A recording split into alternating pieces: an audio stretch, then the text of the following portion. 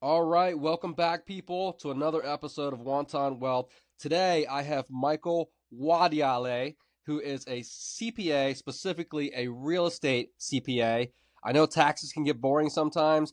I don't understand a lot of taxes, so I'm going to hope to bring as much value and entertainment from the tax perspective with Michael today as much as possible. Michael, if you could give us a brief background on who you are, what you're doing now, and how that relates to real estate. Oh, thank you, Dan. It's a pleasure to be on your show today. I'm first of all a husband, a dad, an entrepreneur, and a CPA last. And that order is more important than anything else. I am a CPA who is first of all an entrepreneur, meaning I do a lot of the things that most people are doing out there to try to make money and become financially free. So I'm a very passionate person about becoming free financially. I don't know if that tells you much, but it drives my passion on what I do. Love that. Thank you. So you have spent, if I remember correctly, over 20 years, maybe 25 years in tax, and you've built I think it was a seven-figure CPA firm. That's correct. What first drew you into the world of real estate taxation, and why do you think CRE investors specifically need a tax CPA versus just your regular CPA? Thank you for that question. So the tax code is, I live and breathe the tax code. Okay, so let's start from there. And really, the more you dig into our tax code, the more you find that the tax code is written for entrepreneurs. Okay, it's not.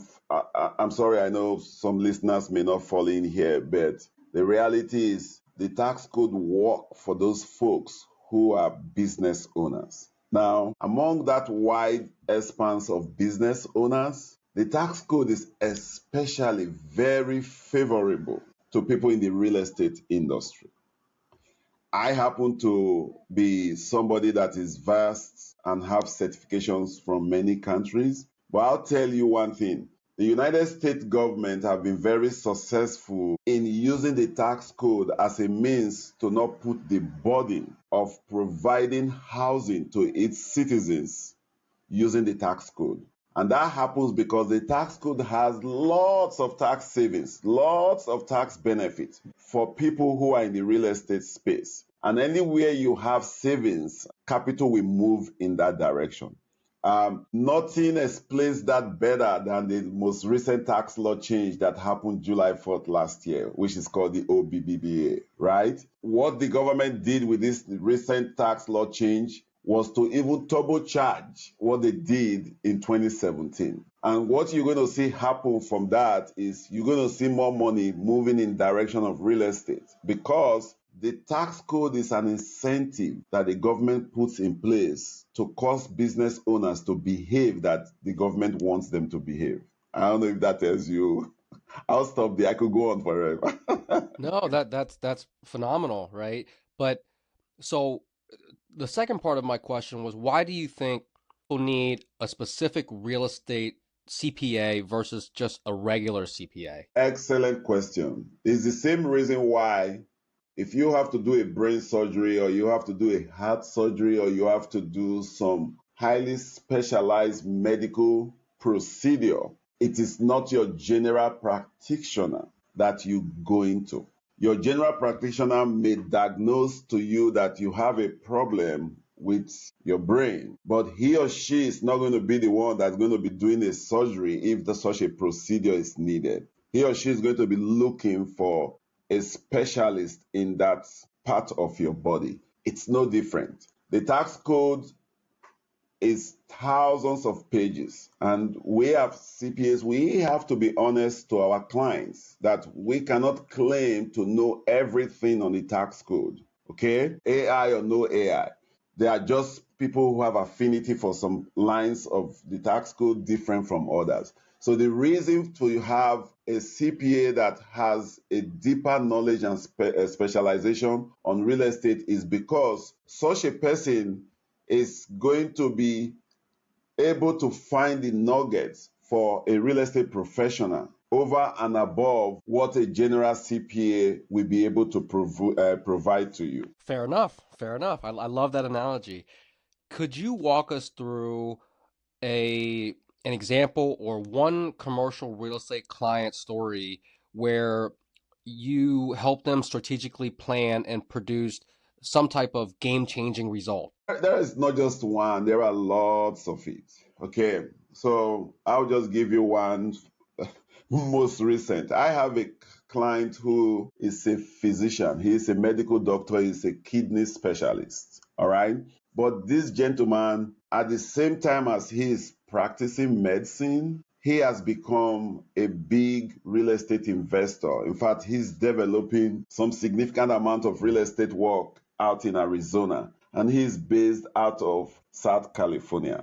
When he came to me, all the CPAs or whoever he has met with before made him to understand that there were some benefits which he could not take because looking at him on paper, he does not qualify to be called a real estate professional. And just for the benefit of your audience, a real estate professional for the purposes of taxes is not the guy who is helping you to buy or sell real estate. A real estate professional is a specialized part of the tax code that allows you to take all the losses you may make on real estate and you can apply those losses to other income that you have from other things. So in this particular medical physician's case, he's making all this money from his practice of medicine. Now, he's building all this real estate portfolio.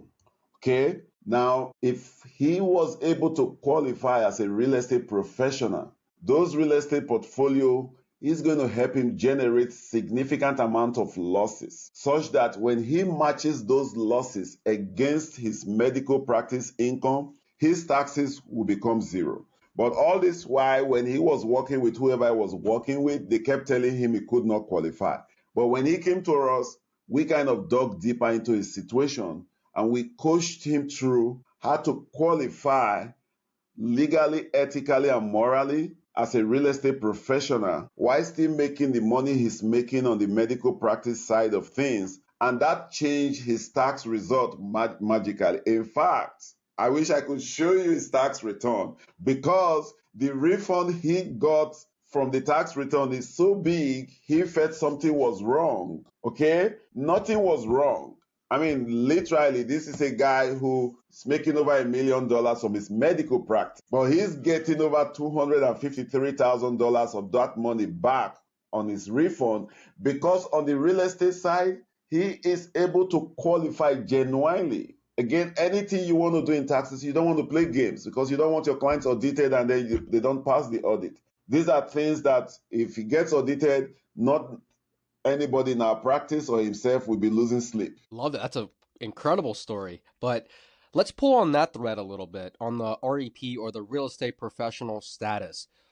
Who can actually qualify and what are the stipulations in order to become a real estate professional? It's easy but complex.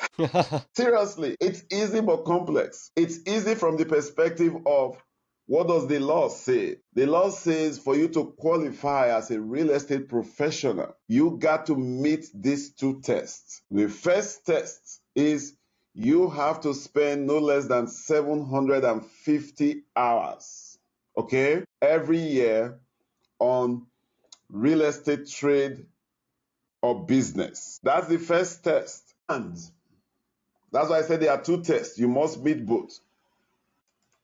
No less than 50% of that person's work time gets to be spent, all right, on participating materially in the activities of their real estate. So at a 50,000 feet level, that's the two things that you need to meet, okay, to qualify to be called a real estate professional. Now, what is the complex part? The complex part of it is pretty much saying, look, for you to meet this requirement, there's what we call material participation. That's where it gets tricky because one, the IRS has what we call 7 tests of materiality. So I could be a real estate investor and I'm putting in 1,000 hours and 20 hours into real estate activities. If you dive into it and the material participation hours inside of that 1,020 does not meet any one of the 7 tests of materiality, you just got lost, in the sense that you could make a whole lot of losses. Your losses then become what is called passive losses. In the case of this kidney specialist that I just gave you his story, if he does not qualify as a real estate professional, he's not completely losing those losses. He just gets to continue to carry those losses from year over year. Okay? He cannot match those losses against his medical practice income. As a business owner, time is money. If I have $253,000 today coming to me by way of a tax refund, I can go buy another property that is about 1.2 million today with that refund, compared to I keep carrying that loss year over year for the next 5-10 years. So it's simple, but it's complex just because of the way the code is written. Sorry. So in your prior example with your previous client in this story that you shared, he is a medical practitioner earning a very high income earner. So it sounds like that, his medical practice or he might have a W-2. That is his primary work related, income. So the That's real correct. estate side is the investment side. So my question here is, how does he qualify as an REP when he is full time in a job here?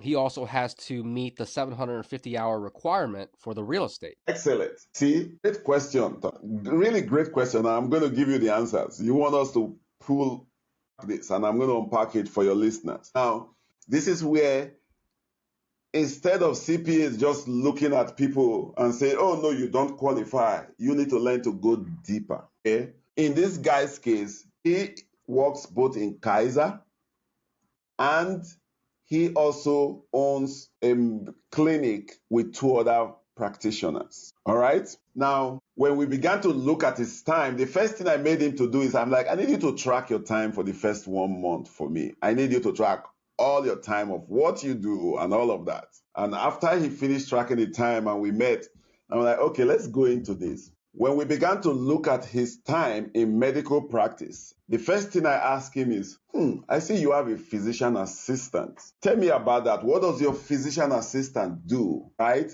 Many people may not know this. A lot of doctors have PAs. They have physician assistants. These are not medical doctors, but they are almost like lawyers have paralegals. Okay. He began to talk to me. He was just talking conversationally like you and I chatting. And it's like, you know what? I spend a lot of my time doing round wards, meaning he goes around the clinic checking on the patients, right? After their dialysis and whatever. And he said, but I don't really need to be doing that. My PA can do that. Okay. And he said, give me one day. Let me check with my 2 partners if they are okay with that. Say, because there's not much to that. But that was taking a lot of his time. All right. So his 2 partners said they're fine with his PA being the one doing the rounds in the clinic. What did that do? That helped to significantly, in his case, reduce his time in medical practice without necessarily reducing the quality of medical delivery.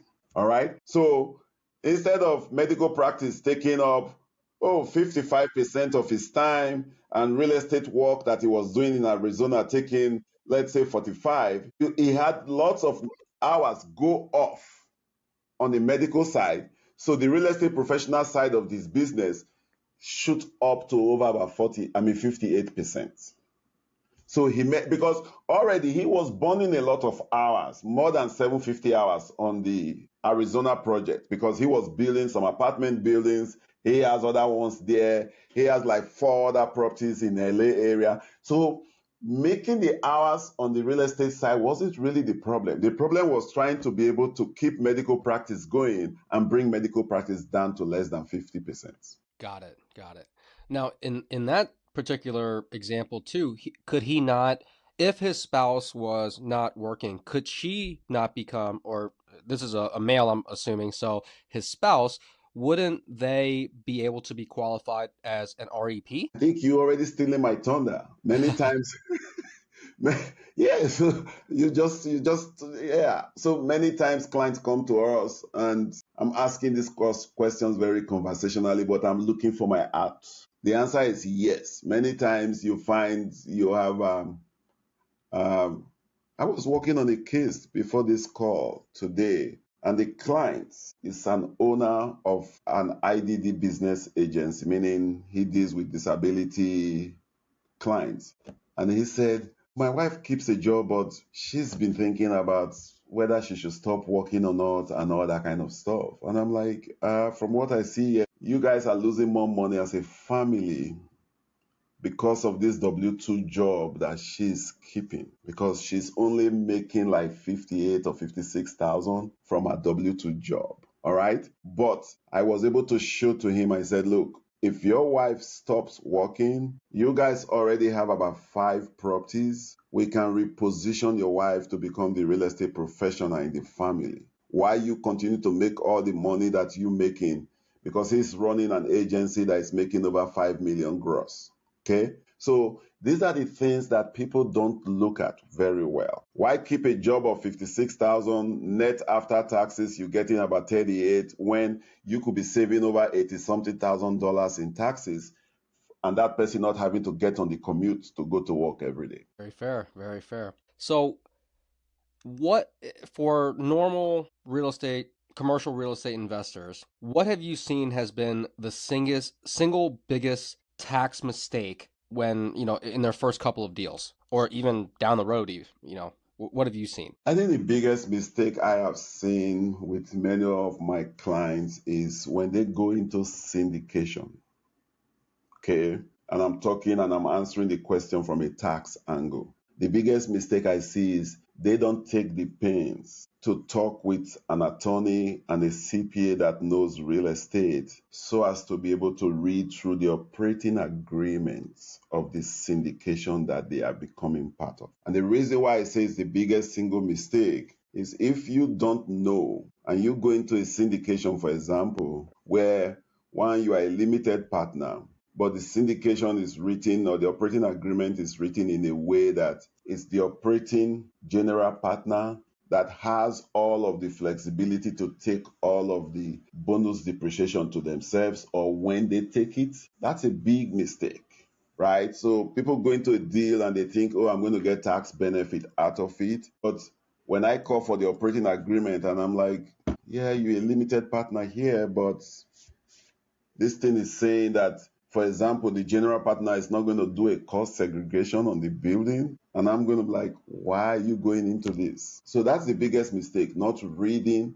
or getting somebody to read that operating agreement and help you understand whether the terms of this operating agreement is consistent with what your goals are as an investor. And you mentioned bonus depreciation, which has been a pretty hot topic recently. Where does bonus depreciation stand today?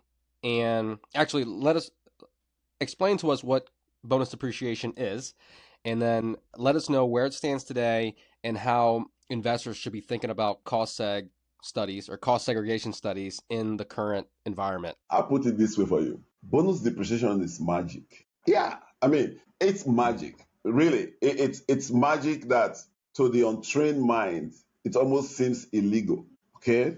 But check this out. That's what the government has done. What bonus depreciation says is you taking it. So for the average mind, for the person on the street, for them to be able to deduct anything, all right, on their tax return, they must have spent money paying for that thing, right? If I'm going to deduct this phone, somehow I have incurred a cost on that phone.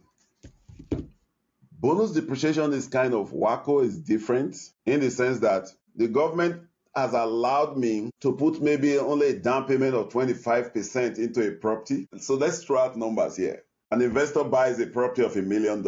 He or she puts 25% down, 250,000. Bonus depreciation says, okay, that building that costs $1 million, what percentage of it is the building? Just to make numbers easy, let's just say the building itself, because you cannot depreciate land. Let's say the building is 700,000.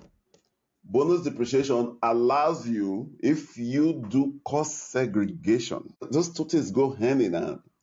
I mean, I'm ashamed to say this, but I can say honestly, there are like anywhere from 50 to 60% of CPAs who are not recommending cost segregation to their clients up to today. It's insane. Bonus depreciation lets you say, look, hey, this building that is $700,000, the law allows you to break this building into 4 different parts. And when you do that cost segregation, right, anything that is going to last less than 20 years in that building, you are allowed to write off that cost as depreciation in the first year. Okay? It's a game changer. It's huge. It's a game changer because if you look for the right deals, and what I mean by the right deals, don't go buy properties in places where the land value is 60% and the building is 40%. You want to buy properties in places where your cash flow numbers work, but your land value may be anywhere from 20% or less. What bonus depreciation lets you do, it puts you in a position where literally the money that you have put into your down payment, you can get it back by way of tax savings. So I tell my clients, what bonus depreciation is doing is the government is doing your down payment for you. So It's that's why I call essentially it a write-off. It is. That's why I call it magic, but it's legal magic. Love it. I love bonus appreciation, and I loved it even more when 100% came back. Yeah. So talking about that, this is the first time in the history of this country that we've come to a situation where bonus depreciation is now 100% permanently. Remember, when it was first reintroduced in 2017, it was on a declining scale. None of us in the profession thought they were going to bring it back and make it permanent. So, well, permanent until some other government changes the tax law. So I keep saying to my clients, if real estate is your asset class of getting to financial freedom, you want to put your feet on the gas pedal now and go for it.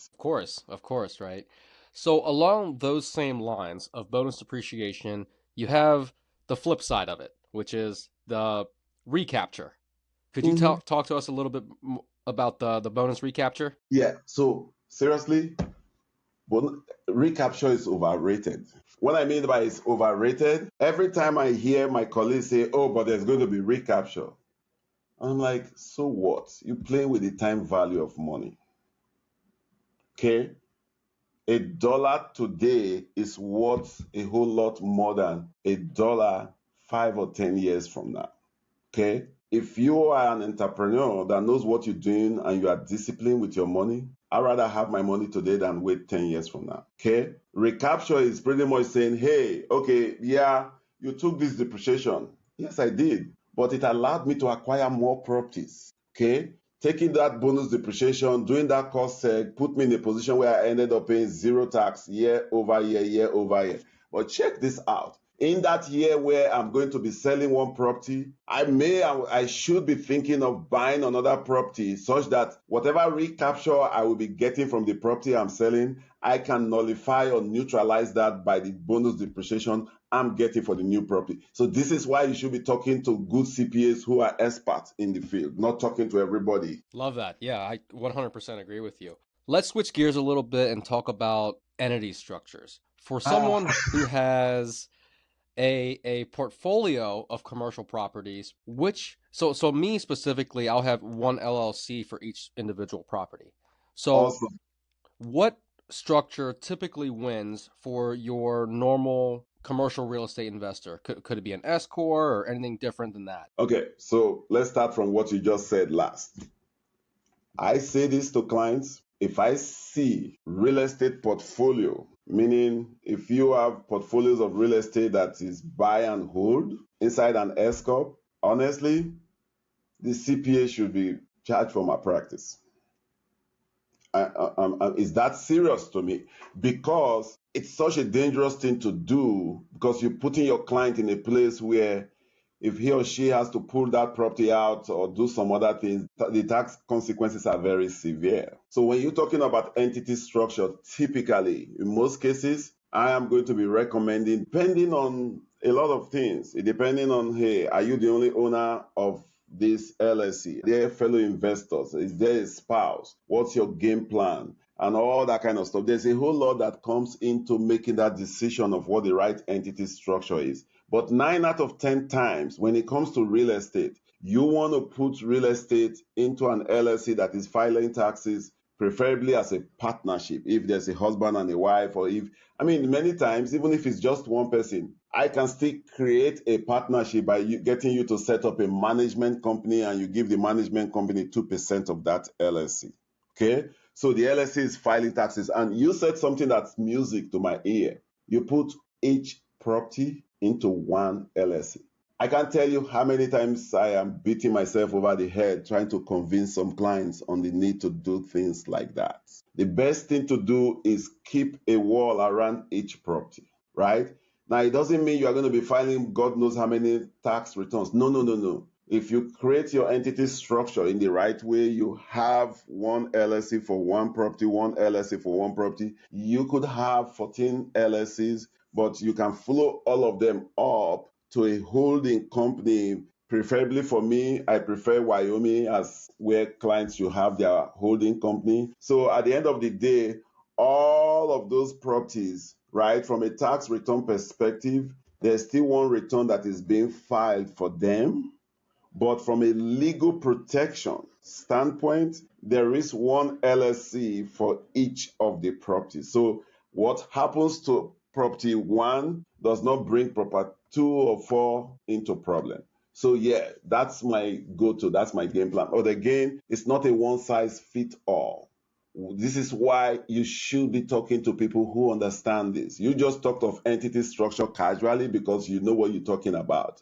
But many CPAs and many lawyers, unfortunately, cannot even read an entity map. Now, along those same lines, where do trusts fall into asset protection and tax efficiency? Is it very similar to an LLC, or is it a different ballgame altogether? Very different ballgame. To start with, there are different types of trusts. Very broadly, you can be looking at it from revocable and irrevocable. Okay? Now, with the new estate tax law that is really very generous, there has not been the need for too many people to be doing irrevocable living trusts. So what most people are doing is revocable trusts. But let's get this clear. Most of the times, the revocable living trust that everybody is forming is not for asset protection. It is not. Most revocable living trust is to make it easy for every one of us when we pass on, for our beneficiaries to step into our shoes and act like it is we. That's what most revocable living trust stands for, okay? Because it allows you to avoid probate, okay?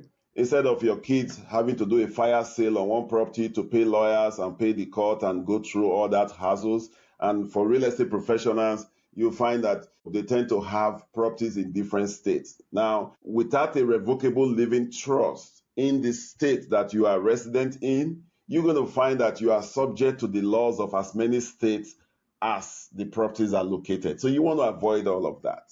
Okay? That's where revocable living trust comes in. And if you hear that word revocable, means, hey, as the grantor or the settlor, I can change the trust any day, anytime I want, as long as I'm still alive.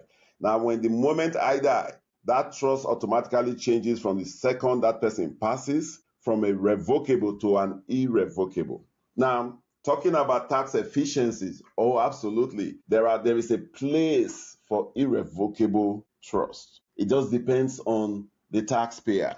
If somebody is making a whole boatload of money, all right, and you want to try to shift some of this income from them who is in a high tax bracket to some other people like their grandparents or their parents who have low income, or even some of their kids, right? Then that's a place where you may want to set up, an irrevocable trust to become owners of some percentage share of the business. Again, to your earlier question about an LLC, that's where the LLC is really cool. Okay, because it's with an LLC, you could do a lot of magic. You and I can be owners of an LLC, and I get 90% of the profit, and we write the rules in a way that, you know what, you getting 1%, even though you brought in all the money, and I'm getting 99% or vice versa. So yes, there is a place for it. So when you're talking to a CPA about trust, you better be sure he or she understand the types of trust, what your goals are, so that you can achieve both the asset protection for the irrevocable living trust. Absolutely. They are tax efficient. They are great for asset protection if it's a domestic asset protection trust. Okay. There are like 29 states in the United States today that now allows for domestic asset protection trust. So there's a place for that. But this is why, again, you got to be talking to the experts. Yeah, I love that. So there are a couple other methods or creative ways in the tax world to become tax efficient, right? We were just mentioning trusts. Now there are also, from what I understand, a couple other trusts. You have your Delaware statutory trust. You have a deferred sales trust. Both are DSTs, so you have to specify which one. Then you have 1031 exchanges, 721 exchanges, and I'm sure there are plenty more that I don't know about. But just in particular, let's focus on the two exchanges and the two trusts. When does each one of those make sense, and which of them are the most overrated? Are you talking of the Delaware Statutory Trust and the Deferred Sales Trust? Yeah, so we're going to compare the Delaware Statutory Trust with the Deferred Sales Trust, and then we can move on to the exchanges as well. Okay, so with the two DSTs, it's always going to depend on what the taxpayer's situation is. Honestly, there isn't one that I would consider superior to the other. The one thing I would say to you right here is, again, expertise is needed just because these two DSTs are closely scrutinized by the IRS. So when you use them, okay, you want to make sure they are properly done and properly documented. The IRS really is not a fan of any one of them. I can't tell you that, oh, a deferred sales trust and a Delaware statutory trust, this one is superior to the other. I think, again, it boils down to, look, the clients, the tax accountant knowing which of them is most appropriate, right, for your client, and be able to say, okay, let's run with this. All right. If I have a client as an example, and I have one that is cooking right now, he's likely to have almost a $7 million gain from the sale of a business. All right. The capital gains, because that client is in California, the capital gains is pretty significant. He has a choice of either doing something or doing something like a deferred sales trust that allows him to bring down the 33%, 20% federal, 13% California down. Instead of 33% of that gain going away, he's able to bring it down to like 8 or 9%. Okay. It's the DST, one of the DST that will make that possible. All right. But it has to be well structured. Okay. You cannot be structuring that when the deal, there's already a letter of interest or all that kind of stuff. You want to make it really clean. So my point there is, I don't consider anyone superior to the other. You got to look at your client's case here and say, okay, with this work, what is the audit risk? Because at the end of the day, if you remember at the beginning of this call, I kept saying to you, whatever we do, it has to be legal, it has to be ethical, it has to be moral. It's so important. I'm not a CPA trying to die young, okay? But I'm saying the tax code is such a gift if you're working with a good CPA. Love that. Yeah. So a lot of us understand and know what 1031 exchanges are, right? Mm-hmm. It's a way to defer taxes onto the next property. But a lot Mm-hmm. of us have not heard about 721 exchanges. Could Mm-hmm. you give us the simplified version of what a 721 exchange is so the normal person would understand? So let's first of all answer what a 1031 is. 1031 is named after that code, okay, which just says, hey, you could sell something like kind replacement and you defer the taxes. Again, there are maps. But the 721 is also named after the IRS Section 721. This allows a real estate owner to contribute property to what is called an umbrella partnership REIT, real estate investment trust, in exchange for operating partnerships units. We call it OP. So thereby you are deferring capital gains at the time of contribution. All right? That's what your 721 is. What your 721 does is, some of the key features of it is, it converts real estate into operating units inside a REIT operating partnership. And I know I'm flying 50,000 feet, but I don't want to go there because we'll be here forever. It allows you to defer capital gains at the time of exchange. Again, it's not eliminating your gains. You are deferring it, time value of money. You give up the direct property ownership, okay, in exchange for units. However, your operating units are not liquid. Typically, you have a lockout for like a year or two, okay, before you can convert that into the REIT shares. Now, once you've converted to your REIT shares, the deferred gain is triggered. Okay, see, these are very deep things you ask into. And so for somebody who is telling me you don't know much about taxes, you sure do. Okay, if you were talking to some CPA who doesn't know what they are saying, they will be stumped with your question.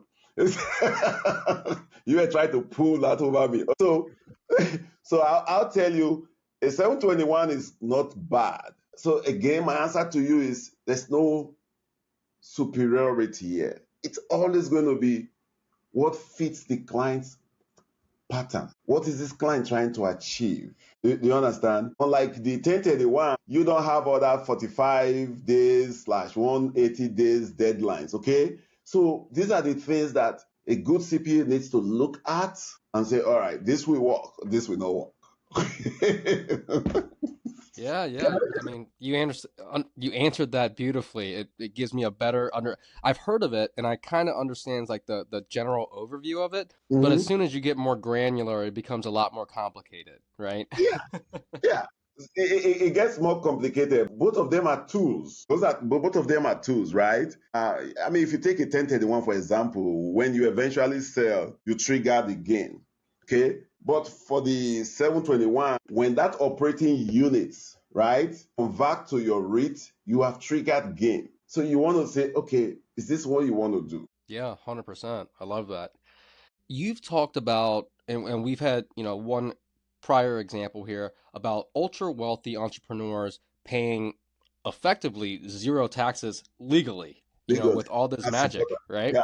Outside of some of the strategies that we've talked about, are there any other strategies for that entrepreneur, that avatar, any other strategies from your playbook that CRE investors can actually use or deploy today? There are lots of strategies. When you ask that question, I have no one answer for you. Well, Again, how about you give me your favorites? I understand, and I'm being honest here. I don't want to sound magical. I don't have a favorite. I am always, first of all, going to drive my recommendation and my tax planning from, first of all, understanding what is the goal of my clients. Once I understand that very well, that this is the client's goal here, then I can begin to reverse engineer into which of these strategies. You just put 1031 versus 721, to me, two different things, but they have features that are similar.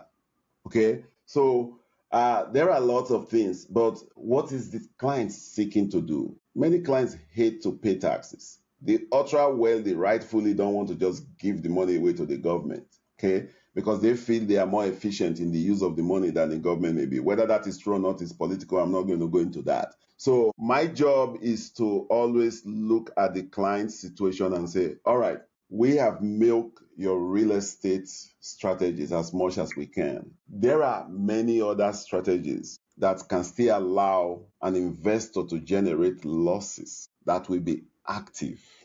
Okay?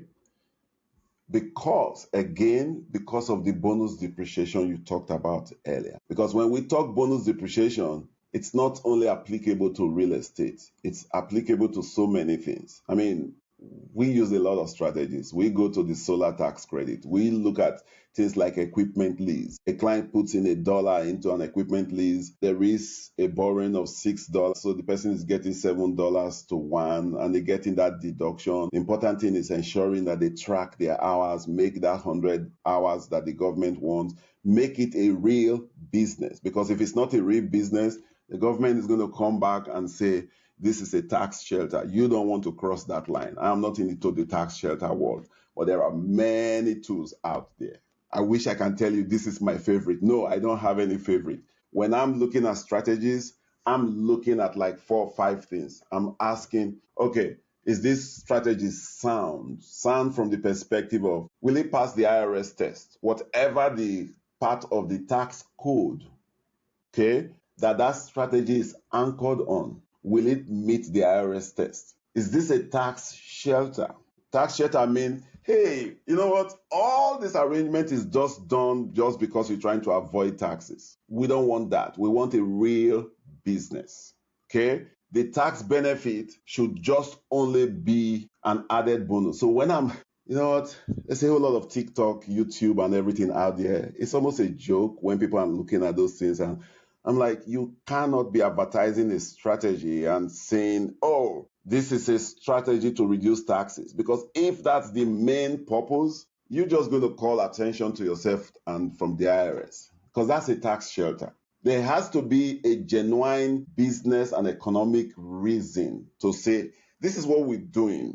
And then it's giving tax benefit as a side bonus. Okay. Yeah. So we look at that. We look at the audit history of the strategy, whether or not some other people who have used that strategy has been audited, and if they have been, what was the outcome of the audit? Not just what was the outcome, why was the outcome favorable and why was it not favorable? Okay.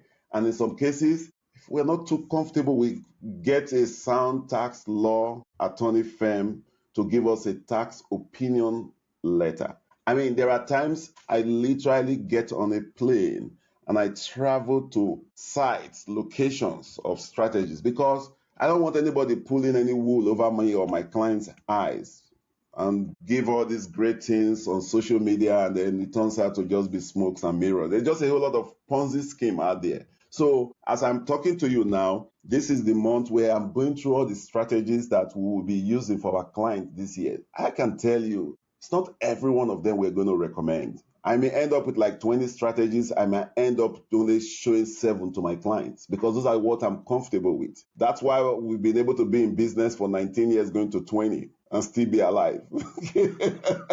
Perfect. But you touched on IRS audits and whatnot. Luckily, knock on wood, I have not been audited. But with the IRS ramping up audits on like high income filers or businesses in general, how do investors stay aggressive on their deductions without raising any red flags? I wouldn't use that word even aggressive. I don't think aggressive is the word for it. I see most times where people use that word aggressive, especially fellow CPAs, they call things aggressive when they have no knowledge about it. I'll give you an analogy. If you're not a great swimmer, you have no business going to the 8 feet or the 12 feet section of the pool. That would be aggressive, right? But if you are a great swimmer, you want to go to the deeper end of the pool. If you're not a great swimmer, you want to stay by the 2 feet and just be putting your leg out there. So that's the way I see the tax code. And that's, again, part of why you started this meeting by saying, what's the difference between a super expert in one area and a generalist? That's why you got to be sound. Okay. So what was your question? Aggressive or no aggressive? With the IRS like ramping up audits, how do investors, along with their CPA, real estate CPA in particular, keep deductions aggressive without raising any red flags? Now, what you're saying is that obviously you have to have the expert there and they have to be comfortable with whatever strategy plus deductions. Am I right? Yeah. So that's that. But again, I don't know if there's that word aggressive. Is the tax code. The tax code is a roadmap. It's an incentive for the government to get you to behave in the way the government wants you to behave. If you are a superstar in any game, you still follow the rules. I don't care if you are LeBron. If you don't follow the rules of basketball, you get to foul out or you get kicked out by the ref, right? So it's no different for taxes. If you are a good NBA follower, you will find that the OKC Oklahoma Thunders, they are aggressive with their defense, right? But they have mastered how to stay on the aggressive side of defense without necessarily fouling. Okay, so that's where the knowledge comes in. The knowledge comes in. But to answer your question, oh my God, documentation, documentation, documentation, documentation. No documentation, no deduction. Okay, now documentation needs to be happening as the event is occurring. What happens to most people? They undermine what their CPA is telling them. They don't document. Then when the IRS audit later comes 2 years from today, they are trying to go back and recreate that documentation. It's bad. I mean, take something as simple as business meals. If I'm having a meal with my spouse and our kids who are part of the business, it's a business deduction, okay? Because we are discussing business there. I don't care what you think, okay? It's a business meal. But is there a receipt that the system has? Yes. Do you see the names of those who were in that meal? Yes. Do you see the things that were discussed in the course of us having that meal? Yes. That does it. BOND. It's a business purpose. It's an ordinary deduction. It's necessary for the business and it's documented. So that's why I said, I don't know about the word aggressive. It's about knowing the rules, playing by the rules. I love that. I love that. Well, Michael, this has been incredible. I've learned a lot here. I Thank don't have you. any other questions for you. Before you leave us, is there any any social media links or websites or resources that you want to share with the audience if they want to get a hold of you? Yes. So the first thing I want to say is we just launched our real estate tracking app. And I want to put that out there. So if you want to write this down, it's TRACNEST. It's an app, TrackNest. There's no K in it. It's just T as in Tom, R as in Rainbow, A as in Apple, C as in Charlie, N as in Nancy, E as in Edward, S as in Sam, T as in Tom. You can check the website is tracknest.com, but the app is on the Google Play and it's on Apple.